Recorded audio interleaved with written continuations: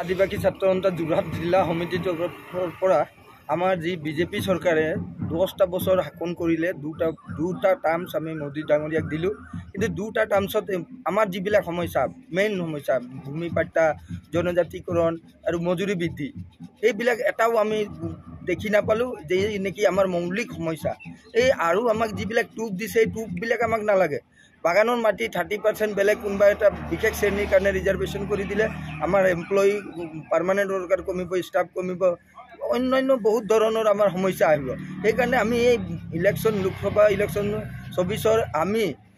আমাৰ জনগণক আমি বিজেপিৰ বিৰুদ্ধে ভোট প্ৰদান কৰিবলৈ আমি আহ্বান জনাইছোঁ কাৰণ আজি মজুৰি হোক আপোনাৰ মূল্য বৃদ্ধিয়ে কোঙা কৰিছে আমাৰ যিটো বাগানৰ হাজিৰা এই হাজিৰা টকাত আমাৰ ঘৰ চলিবলৈ অসুবিধা হৈছে পঢ়া লিখা কৰিবৰ কাৰণে অসুবিধা হৈছে আৰু অন্যান্য বহুত ধৰণৰ অসুবিধা আছে সেইকাৰণে আমি এই চৰকাৰক আমি কেতিয়াও ভোট দিবলৈ নিদিওঁ কাৰণ এই চৰকাৰে আমাক বহুত ধৰণে বহুত বিপদত পেলাইছে আৰু আমাৰ যিবিলাক মৌলিক সমস্যা আছে এইবিলাক সমাধান কৰিম বুলি প্ৰতিশ্ৰুতিয়ে দি থাকিলে আজি পৰ্যন্ত 350 টকা ইহঁতে দিম বুলি ক'লে সেই পইচাটুকু নিদিলে আৰু আগন্তুক যে দিনত দিব সেইটো আমি মানি নলওঁ সেইকাৰণে আমি বিজেপিৰ বিৰুদ্ধে ভোট প্ৰদান কৰিবলৈ আমাৰ বাগানৰ আদিবাসী ৰাইজক আমি এই সংবাদ মাধ্যমৰ যোগেদি আমি ৰাইজক আহ্বান জনাওঁ কি কয় আজি আমি দেখিব পাওঁ যে এই অসম চৰকাৰখনে অসম চাহ মজদুৰ সংঘৰ বিষয়ববীয়া ব্ৰাঞ্চ কমিটিকেইটাক একটা বলেৰ' স্কৰপিঅ' দিছে ডাঙৰ গাড়ী 20-25 লাখ টকীয়া গাড়ী তাহাঁতি এটা মুনাফা পালে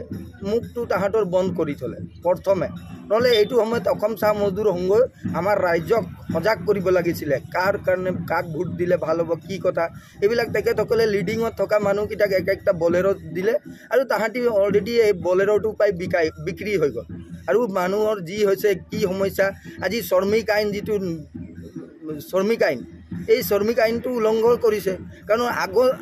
এতিয়া এটা এনেকুৱা চৰকাৰ নিয়ম বনালে আজি এটা পাৰ্মানেণ্ট ৱৰ্কাৰে 10 বছৰ কাম কৰিব লাগিব আৰু 50 বছৰ বয়সতে ৰিটায়াৰমেণ্ট ল'ব লাগে বা নাম কটাব লাগে নহ'লে তাৰ নেক্সট পইচা যিটো পেঞ্চনেৰী এই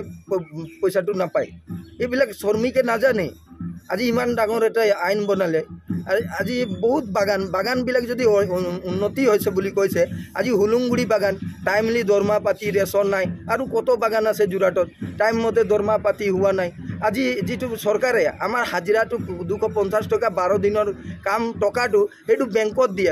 দিয়াটো আমি তীব্ৰ অৰিহণা জনাইছোঁ কাৰণ কেইটা টকা মুঠে পাই সেই টকাটো 4 দিন যদি বেংকলৈ আপ এণ্ড ডাউন কৰে কেই টকা থাকিব আৰু এতিয়া KYC আপোনাৰ বহুতখিনি সমস্যা বেংকত এতিয়া নিৰ্বাচনৰ বতৰতো আৰু সমস্যা বেংকৰ মানুহক নিৰ্বাচনত লগাই দিছে আমাৰ মানুহ গৈ বেংকত গৈ তাকে আহিব লাগে যাব লাগে এই টকাকেইটাও লাষ্টত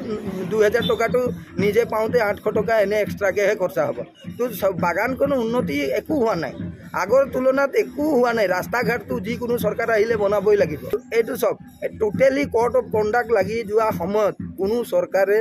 যিকোনো আঁচনি ঘোষণা কৰিব নোৱাৰে কোনো এটা প্ৰলোভন দিব নোৱাৰে এইবিলাক বেআইনীভাৱে কাম হৈছে বুলি ভাবিছোঁ কাৰণ এই চৰকাৰখনে বিজেপিৰ ৱাৰ্ড মেম্বাৰকেইটাক ঘৰে বাগানে লৈ গৈছে বোলে তহঁতৰ ঘৰত কিবা পায় আমুক পায় তামুক পায় এইবিলাক লিখিছে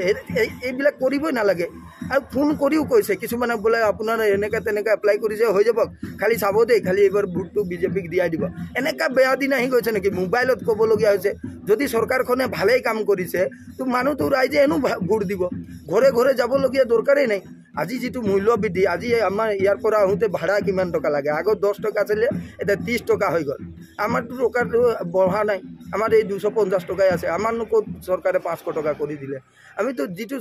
পইচা পাওঁ সেই টকাত চলিবলৈ হ'লে এটা বিজ্ঞানসন্মতভাৱে জীয়াই থাকিবৰ কাৰণে এটা পঢ়া মেলা স্বাস্থ্যৰ প্ৰতি এইবিলাক খৰচ কৰিব গ'লেতো পইচাটো নহ'বই তো এই চৰকাৰে কোনো ধৰণৰ আমাক উন্নতি কৰা বুলি আমি